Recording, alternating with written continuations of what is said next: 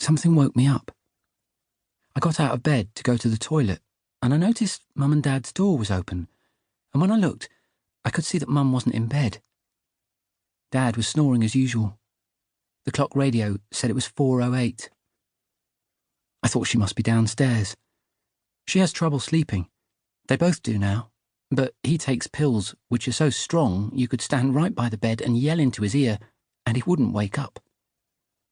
I went downstairs really quietly because usually what happens is she turns on the TV and watches those really boring adverts about machines that help you lose weight or clean the floor or chop vegetables in lots of different ways, and then she falls asleep. But the TV wasn't on, and she wasn't on the sofa, so I knew she must have gone out. She's done it a few times, that I know of, at least. I can't keep track of where everyone is all the time. The first time, she told me she'd just gone out for a walk to clear her head, but there was another morning when I woke up and she was gone, and when I looked out of the window, I could see that her car wasn't parked out front where it usually is. I think she probably goes to walk by the river, or to visit Katie's grave. I do that sometimes, though not in the middle of the night. I'd be scared to go in the dark. Plus, it would make me feel weird because it's what Katie did herself. She got up in the middle of the night and went to the river and didn't come back. I understand why Mum does it, though. It's the closest she can get to Katie now, other than maybe sitting in her room, which is something else I know she does sometimes.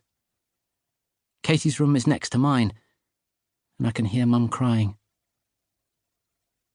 I sat down on the sofa to wait for her, but I must have fallen asleep, because when I heard the door go, it was light outside, and when I looked at the clock on the mantelpiece, it was 7:15. I heard Mum closing the door behind her, and then run straight up the stairs. I followed her up. I stood outside the bedroom and watched through the crack in the door. She was on her knees next to the bed, over on Dad's side, and she was red in the face like she'd been running. She was breathing hard and saying, "Alec, wake up, wake up," and she was shaking him. "Nell Abbott is dead," she said. "They found her in the water. She jumped."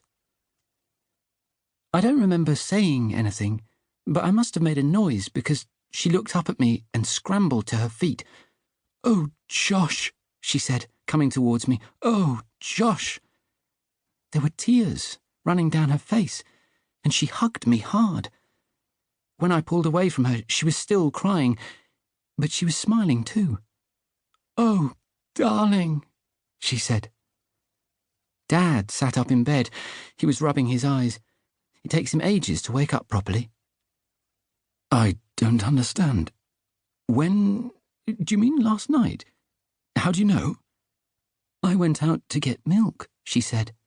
"Everyone was talking about it. In the shop. They found her this morning."